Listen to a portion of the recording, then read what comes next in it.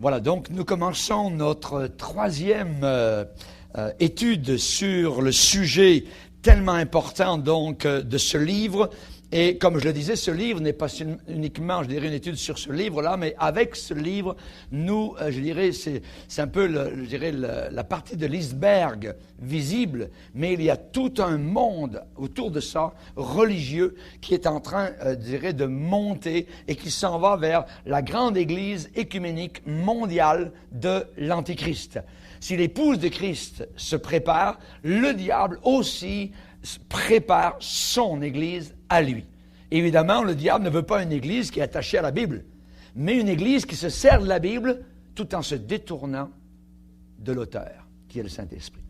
Donc, nous allons voir maintenant, évidemment, vis-à-vis de ces églises-là, ces grandes églises, ces méga ministères, Rick Warren, Bill Hybels de Toronto, au Texas, à Houston, Bill Austin, ainsi de suite. Quel est le succès de ces grands ministères? Quel est, pour eux, à leurs yeux, je dirais, le succès? C'est quoi le succès à leurs yeux? Eh bien, pour eux, c'est simple. C'est un bâtiment rempli de gens. C'est tout. Le succès, à leurs yeux, c'est un bâtiment rempli de gens. La réussite, selon la Bible, elle est définie, cette réussite, ce succès, par une fidélité à Dieu et à sa parole à toute épreuve. C'est là le succès. À Philadelphie, le Seigneur va dire, je dirais, en contrepartie de l'église laodicéenne, de Laodicée, une église qui sera vomie de la bouche du Seigneur, une église tiède qui a mis Christ dehors, il va dire à l'église de Philadelphie, tu as peu de puissance, mais tu as gardé ma parole. Tu as gardé ma parole. Une église qui a du succès est une église qui garde la parole de Dieu. Et parce que tu as gardé ma parole, je te garderai aussi de l'heure, en dehors de l'heure qui s'en vient sur le monde entier pour éprouver tous les habitants de la terre. L'enlèvement, en dehors de, ek, en grec, je te garderai en dehors. Je m'en vais, gloire au Seigneur. Que nous ayons la force d'échapper à toutes ces choses, nous dit Jésus. Ceux qui prêchent avec fidélité ne produisent jamais généralement de grandes assemblées. Ceux qui prêchent la parole de Dieu avec fidélité ne produisent généralement jamais de grandes assemblées.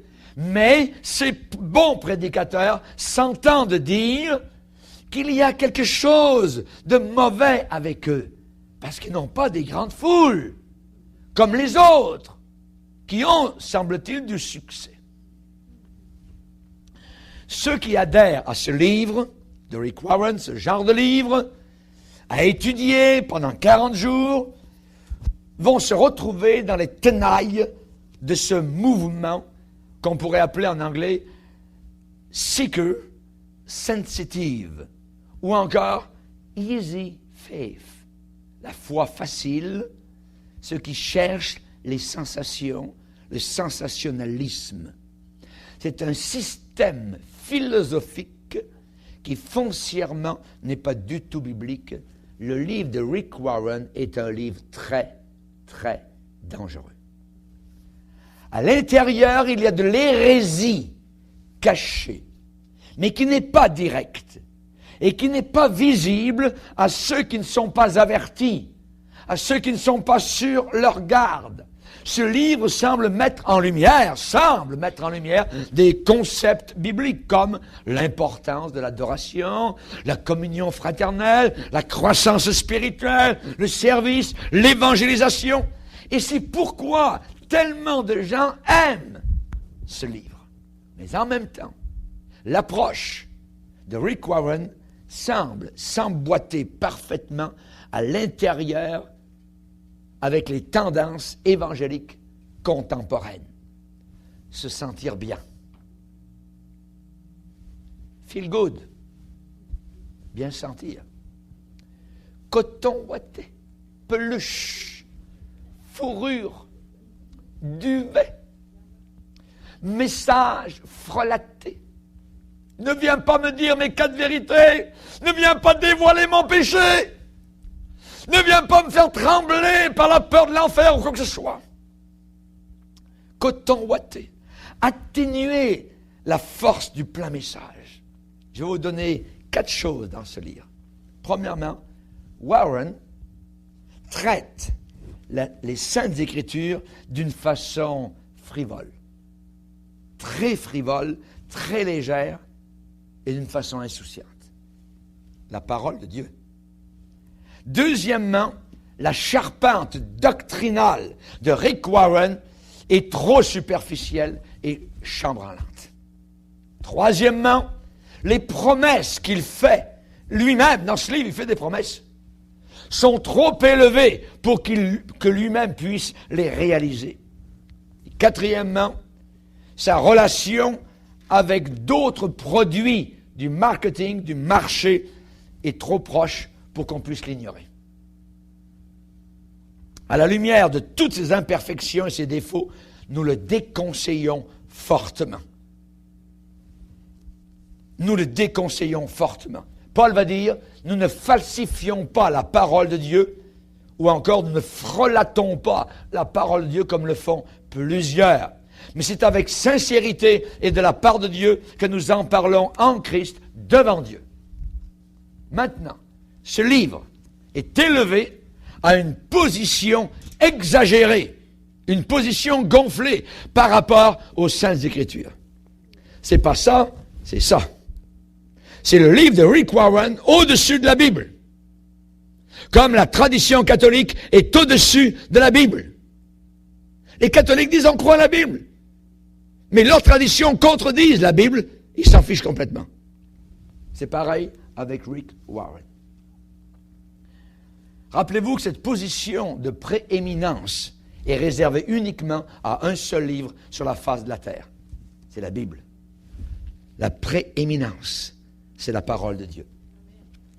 Un chrétien d'une certaine église a dit, je cite, « Notre pasteur nous a demandé de remplacer notre vie dévotionnelle de tous les jours avec notre Bible par l'étude de 40 jours du livre de Rick Warren. » Et il dit, je ne suis pas certain pourquoi nous sentons que c'est une chose OK de remplacer la parole de Dieu par le livre d'un homme. Vous voyez, il y a des... Bob Dewey, dans la revision de ce livre, déclare, je cite, « Des millions de copies du livre best-seller de Rick Warren a remplacé la prédication de la Bible dans des milliers de groupes d'études bibliques. » La chose étonnante, c'est que des milliers de groupes autour du monde ont suivi le conseil de Rick Warren à la page 325. Qu'est-ce qu'il dit? « Je vous incite vivement à réunir un petit groupe d'amis et à former une cellule de lecture qui reverra un chapitre de ce livre chaque semaine. » Pourquoi ne pas dire « Réunissez-vous chaque semaine en petits groupes et étudiez un chapitre de la Bible chaque semaine. » Non, mon livre. Mon livre. Alors, ils ont suivi le conseil de Rick Warren, ils ont commencé à étudier son livre et ils ont laissé leur Bible à la maison. Et les pasteurs prêchent maintenant à partir du livre de Rick Warren, plutôt qu'à partir du livre de Dieu qui est la Bible. Warren dit aussi à la page 325 et à la page du livre anglais de Purpose Driven Life, à la page, qui est ici à la page 307, il dit « Après que vous aurez passé au travers de ce livre ensemble, comme groupe, vous pouvez considérer d'étudier d'autres études sur une vie, une passion, une destinée qui sont disponibles pour des classes et des groupes. Lisez l'appendice numéro 2. Ça veut dire une fois que vous êtes poigné là-dedans, il y a autre chose qui s'en vient. Et vous êtes poigné. Et vous avez délaissé la Bible déjà 40 jours là. Fait que là, vous rentrez dans autre chose. Le message de l'Évangile a été remplacé par la méthode de Rick Warren. La Bible a été supplantée par la sagesse humaine.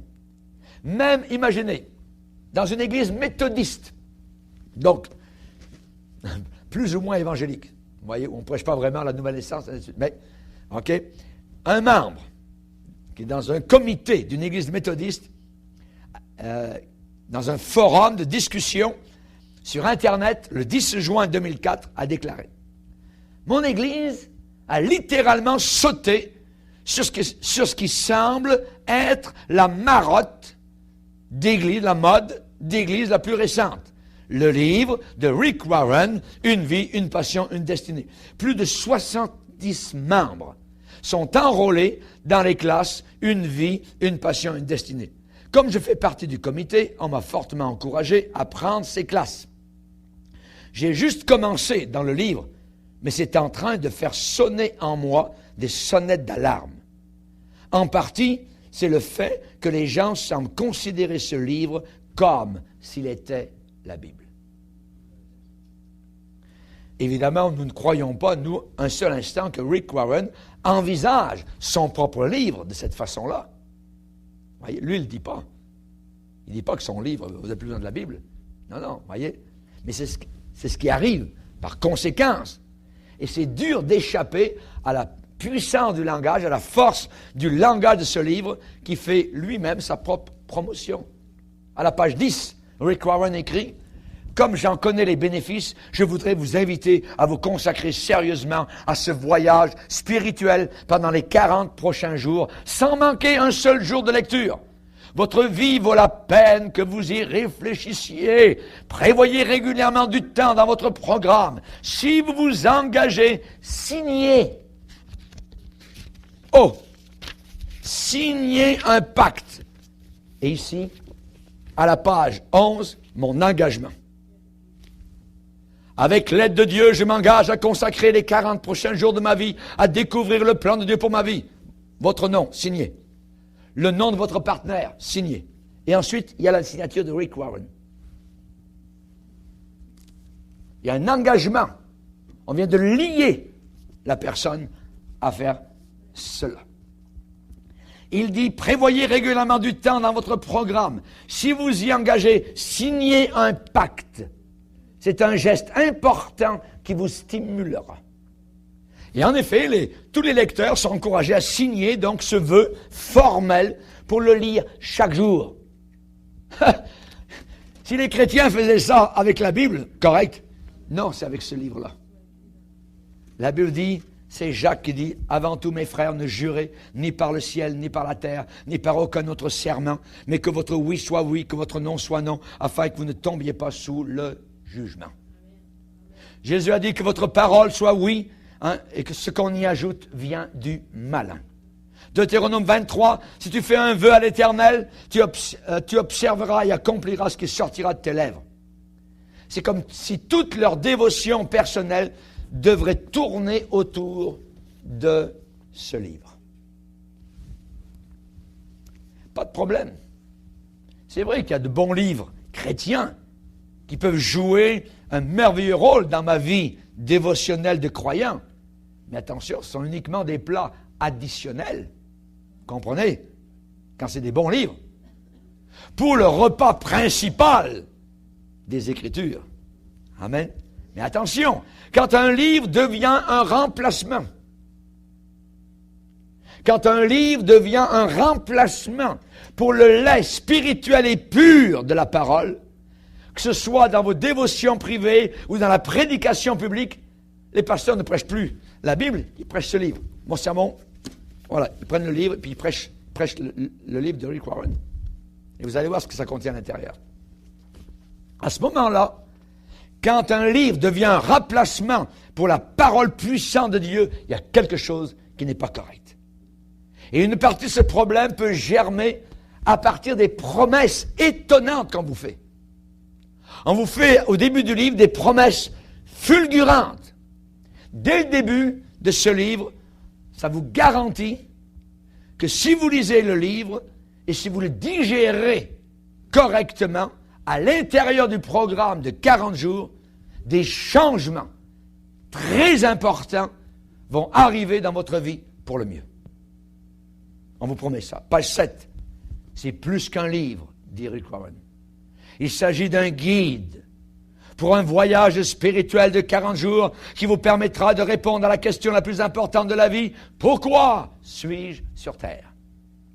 À la fin de ce voyage, vous comprendrez le but de Dieu dans votre vie et vous aurez une vision d'ensemble. Vous verrez comment toutes les pièces de votre vie s'imbriquent les unes dans les autres.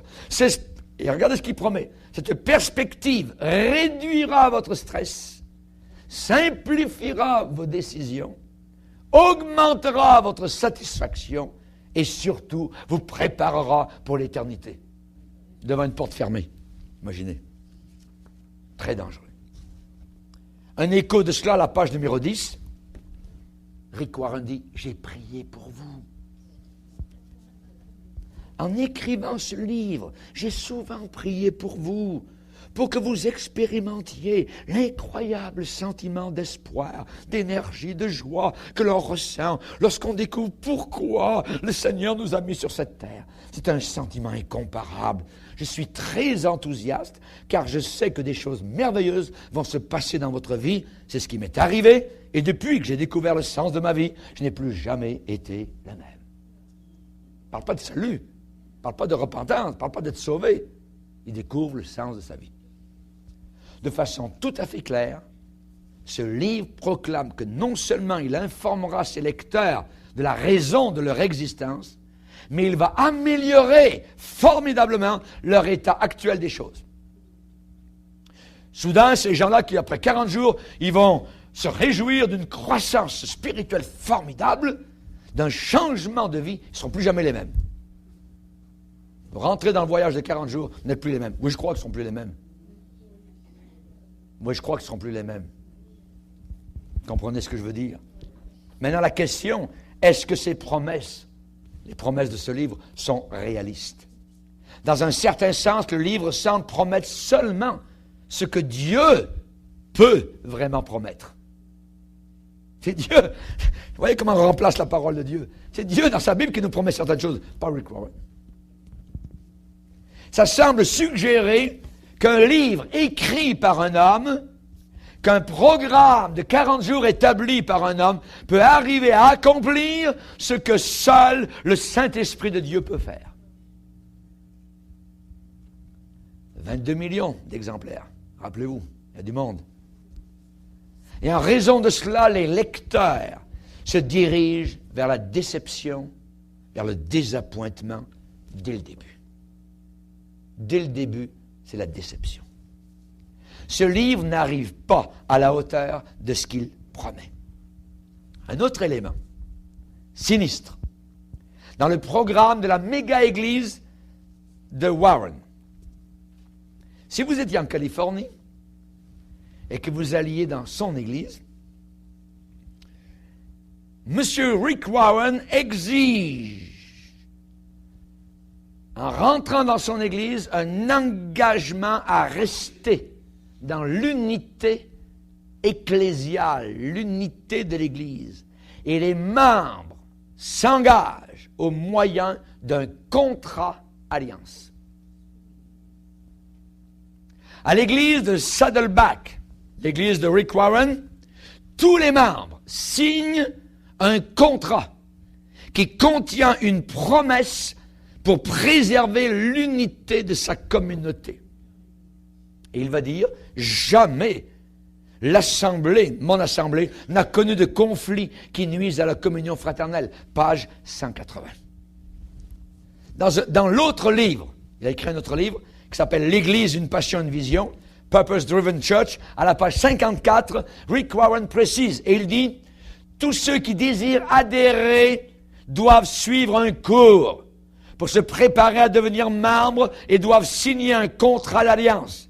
Les membres s'engagent par là à participer financièrement, à servir dans le cadre d'un ministère, à partager leur foi, à suivre leurs responsables. Ceux qui ne respectent pas ce contrat d'alliance perdent la qualité de membres et chaque année, nous retirons des centaines de noms de nos registres. Un peu comme les témoins de Jéhovah. Vous ne sortez pas des témoins de Jéhovah, ils vous mettent dehors. C'est ça les sectes. Et Warren a mis au point un programme qui amène les nouveaux membres à une pleine soumission. 4 cours obligatoires pour tous ceux qui veulent adhérer. C'est une structure pyramidale inspirée du monde des affaires, à caractère hiérarchique, qui fait penser à la structure hiérarchique de l'autorité catholique romaine.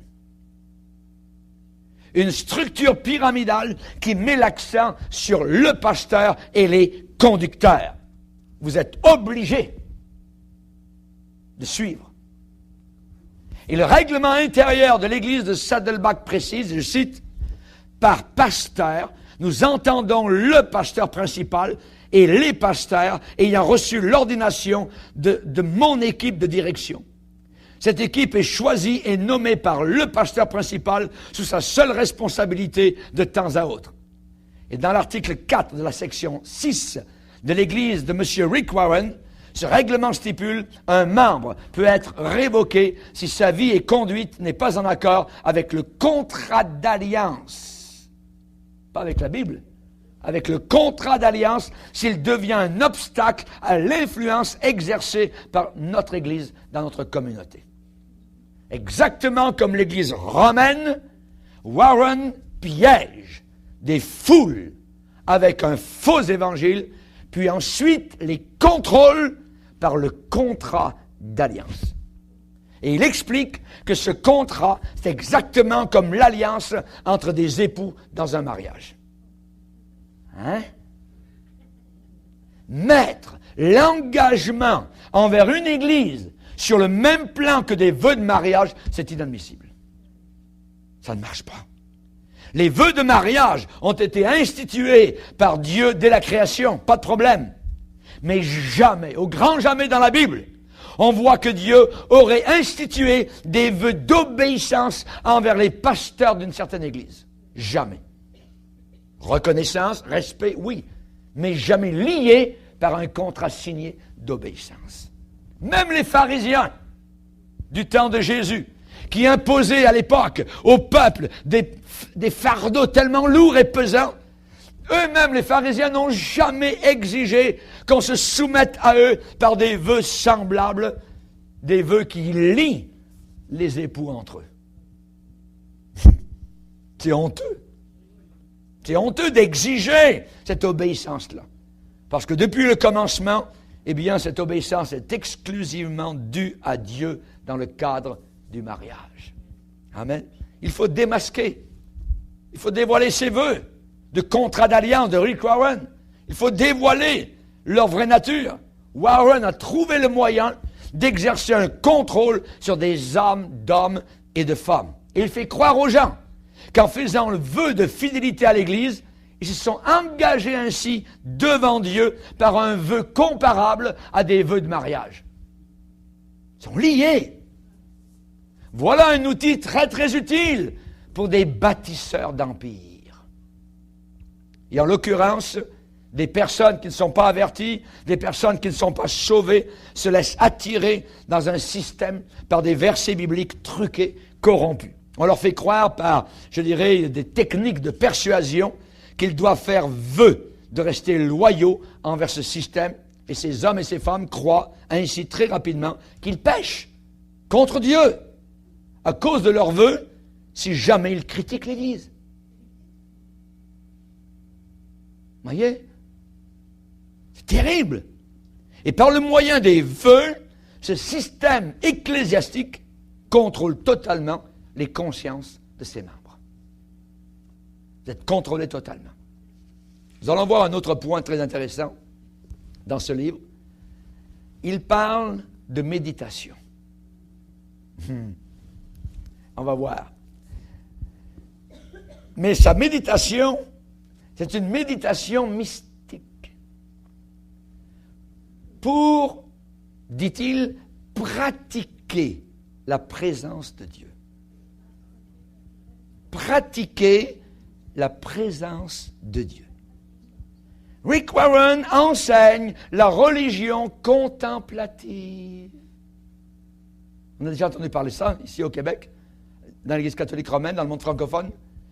Les moines, ainsi de suite, ceux qui contemplent Dieu, la nuit, le jour, tout ça, les monastères, les retraites, ainsi de suite, vous voyez, mystique, mystère, mystérieux, sentimentalisme exalté. Rick Warren n'enseigne pas le salut qu'on expérimente par la nouvelle naissance. Vous ne trouverez pas. Dans tout ce livre, vous ne trouverez pas la nouvelle naissance selon la Bible.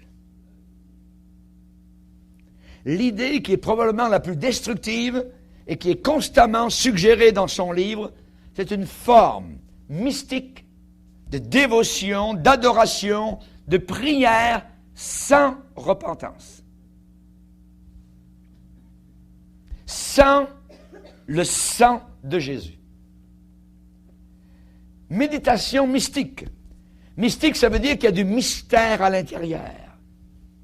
Genre Mère Teresa, Sainte Thérèse d'Avila, la petite Soubirou de Lourdes, tout ça. Le mysticisme est une philosophie qui traite de phénomènes inexplicables rationnellement. Et dans l'Église romaine, vous avez l'apparition de Marie, inexplicable.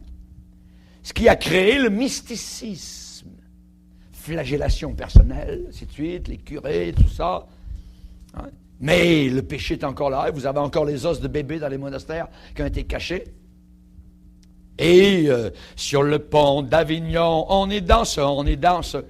Pourquoi? Parce que d'un côté, il y avait le palais des papes, d'un côté du Rhône, et de l'autre côté, il y avait le monastère des femmes.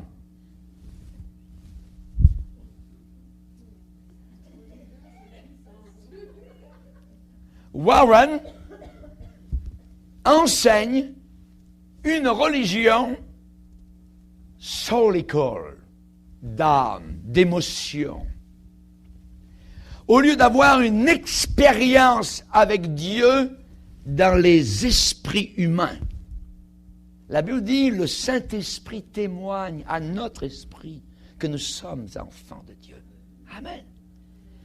Et Warren avertit, au contraire, met en garde contre une expérience avec Dieu. Rendez compte?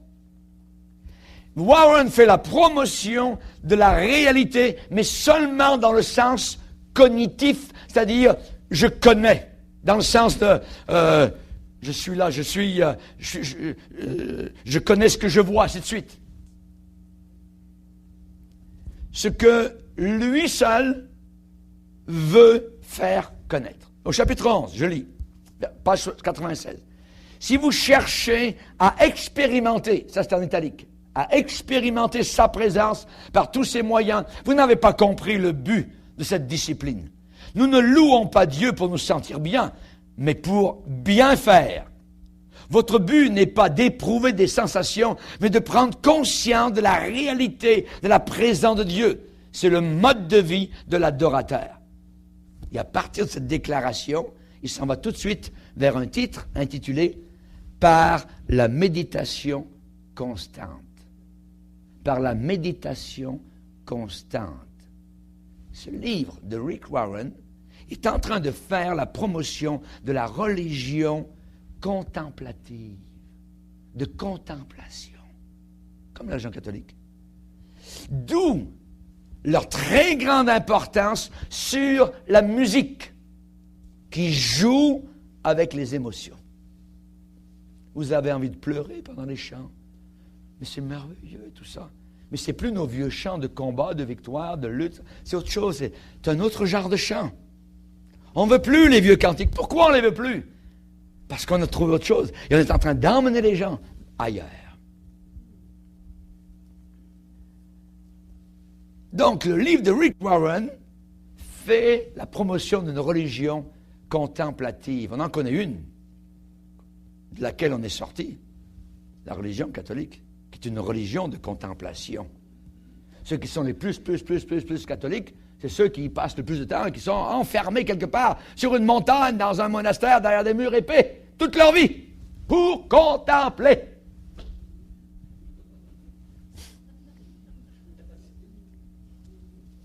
Ça ne correspond pas à ce que le Nouveau Testament m'enseigne, comme Paul qui luttait à Corinthe, à Athènes, ainsi de suite, hein, qui était bien présent dans son monde pour apporter la bonne nouvelle de l'Évangile.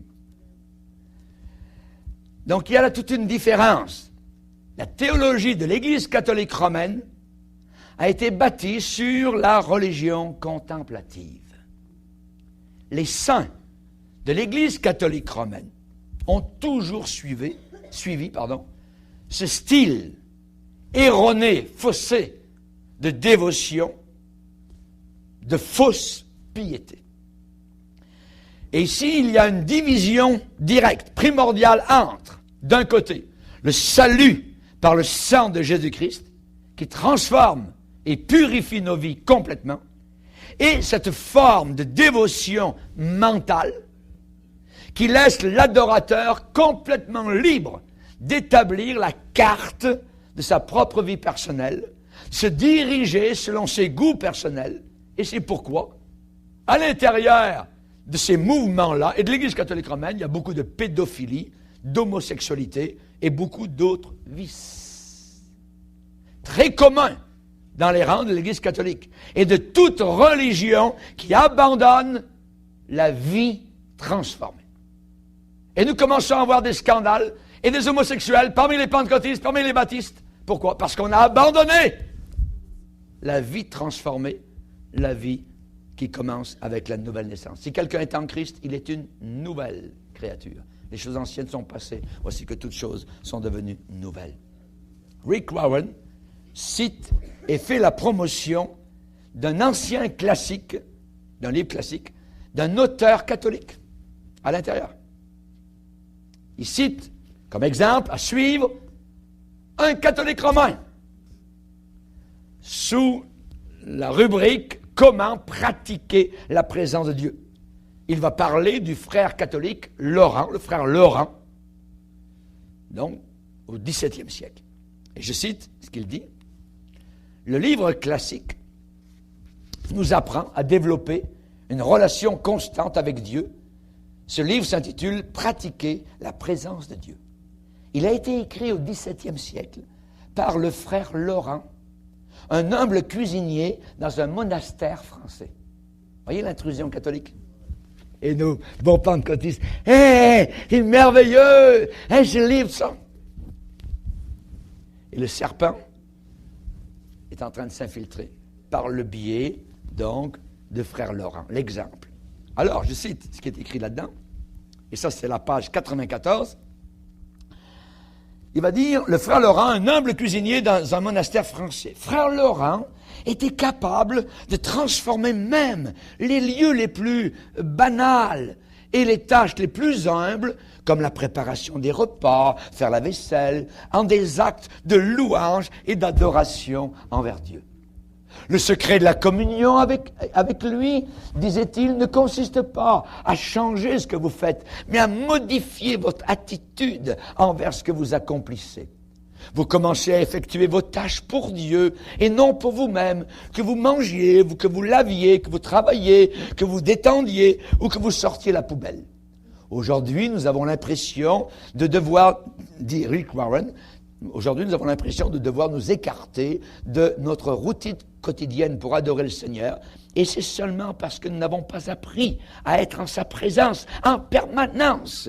Frère Laurent n'éprouvait aucune difficulté à adorer le Seigneur en pratiquant les tâches banales de la vie. Il n'avait pas besoin de partir en retraite spirituelle pour le faire. Tout d'un coup, on nous montre que frère Laurent, dans un monastère français au XVIIe siècle, est notre exemple. Allons à la messe à côté. Retournons à la messe.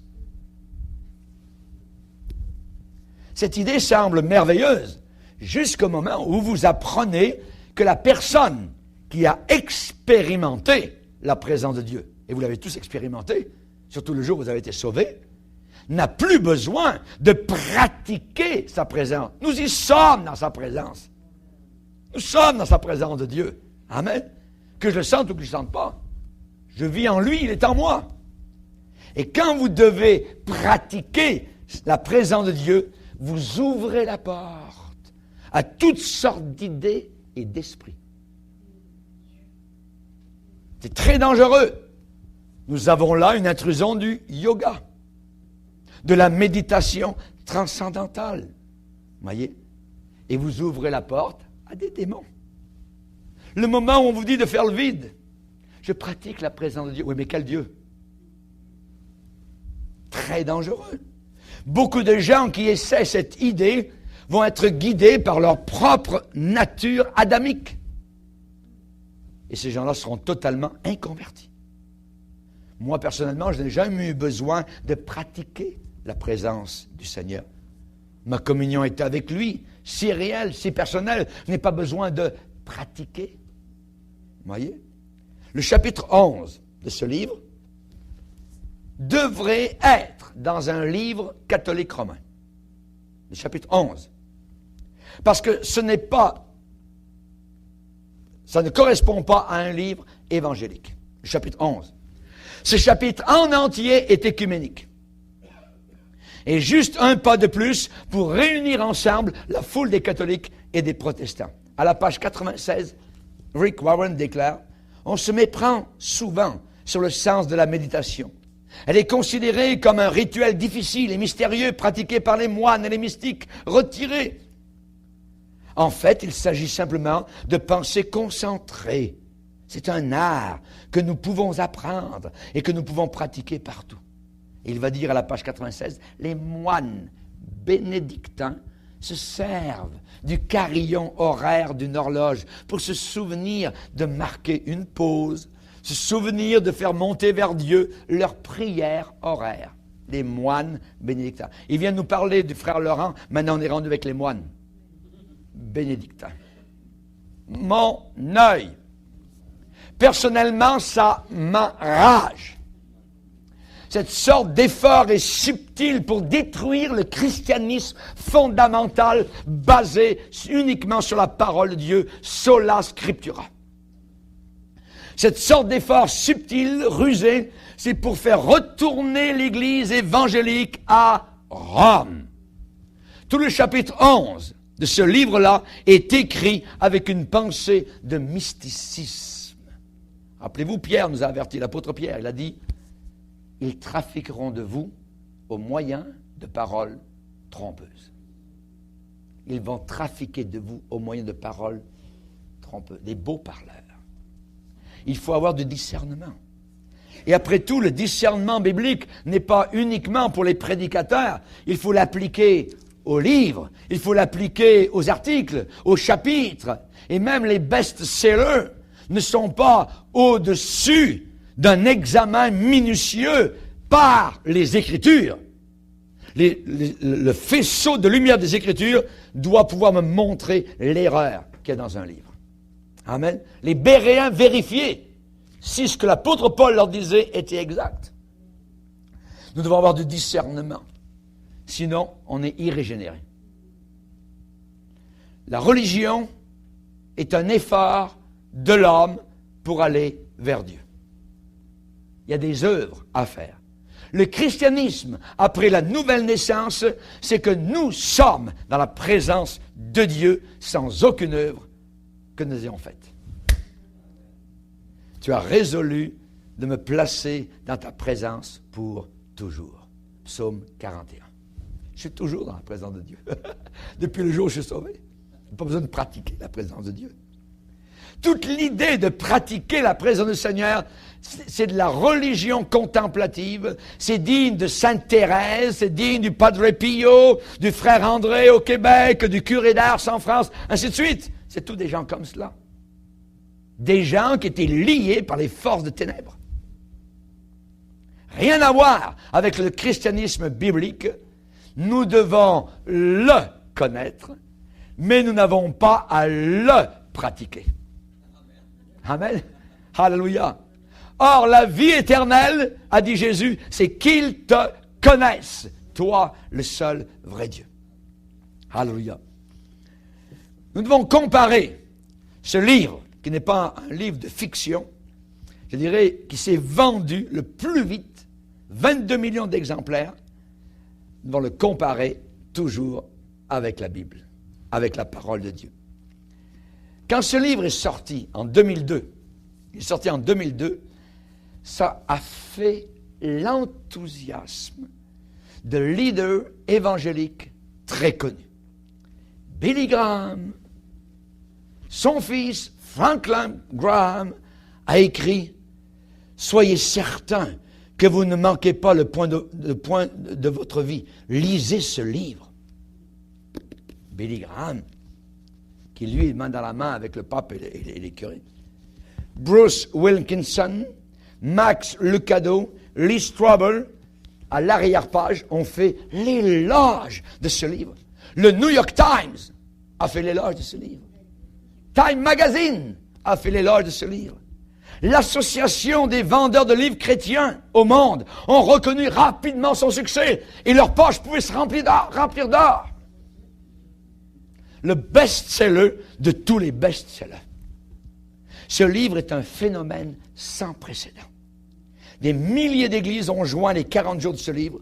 D'innombrables personnes croient sincèrement avoir reçu Christ comme sauveur dans leur âme, mais elles s'appuient, hélas, sur un rituel conçu par un homme. Elles se sont engagées par alliance signée envers une église. Elles ont fait, ces personnes, un vœu de tenir cet engagement. Mais ceux qui croient véritablement dans le Seigneur Jésus-Christ et son évangile prennent à cœur l'avertissement de l'apôtre Paul dans Éphésiens, chapitre 5, verset 11. « Ne prenez point part aux œuvres infructueuses des ténèbres, mais plutôt condamnez-les. Dévoilez-les. Condamnez-les. » La politique de Warren, c'est de favoriser la croissance de l'Église sans tenir compte de la doctrine. Sans tenir compte de la doctrine. Il ne faut pas s'étonner de voir des églises catholiques romaines comme Saint-Michel-des-Anges en Caroline du Nord, il y en a une parmi d'autres, à Cary, qui a pris part avec enthousiasme, les catholiques ne sont pas sauvés, à ce programme de croissance trompeuse. Aussi, dans la région de Chicago, plus de 200 églises participent au voyage spirituel de 40 jours. C'est la même chose que le cours Alpha. C'est ceux qui en ont entendu parler, voyez, qui est de la poubelle autant que le livre de Rick Warren. Certaines églises catholiques ont adopté ce livre pendant le carême catholique. Imaginez. Parmi elles, la paroisse catholique de Saint-Walter à Roselle, aux États-Unis. La ressemblance avec Rome est là. La ressemblance avec Rome. C'est quoi la ressemblance? Dans la méthode qui permet de contrôler les âmes. De contrôler les âmes. Warren appuie, cautionne des techniques de prière contemplative.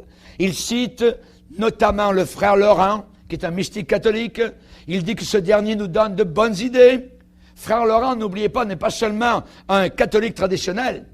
Ses enseignements rappellent ceux de l'hindouisme dans la Bhagavad Gita, une secte hindoue. Et le frère Laurent aussi, évidemment, se joint à certains auteurs, beaucoup d'auteurs actuels du Nouvel Âge. Et Rick Warren appuie tous ces gars-là, tous ces gens-là, approuve, donne son crédit, les soutient et les donne même en exemple. Warren conseille aussi de régler notre prière sur la respiration. Méthode de yoga. Voyez, méditation transcendante. Et je cite ce qu'il dit. Beaucoup de chrétiens règlent leur prière sur la respiration à différents moments de la journée. On choisit une phrase courte ou une simple expression qu'on peut répéter en l'adressant à Jésus dans un seul et même souffle. Tu es avec moi. Tu es avec moi. Ou encore, je reçois ta grâce. Je reçois ta grâce. Ou encore, je dépends de toi. Je dépends de toi. Ou encore, je veux te connaître. Je veux te connaître. Ou encore, je t'appartiens. Je t'appartiens. Je t'appartiens. D'un seul souffle. Et cela fait des siècles que les mystiques catholiques règlent ainsi leur prière sur leur souffle. C'est une sorte de forme catholique du mysticisme grec antique. Ça rappelle les mantras hindous. Quand vous êtes dans la méditation transcendantale, à un certain degré, on vous donne un nom, un mantra, et vous devez répéter ce nom-là. Et en réalité, on sait que c'est un nom de démon. Il dit que c'est un nom de Dieu hindou, mais il n'y a pas de Dieu hindou, c'est un nom de démon que la personne invoque. Et toutes ces petites courtes phrases, c'est très dangereux. À qui ils le disent? À quel Jésus? Vous voyez? on va s'arrêter là. On va prendre notre quatrième partie après.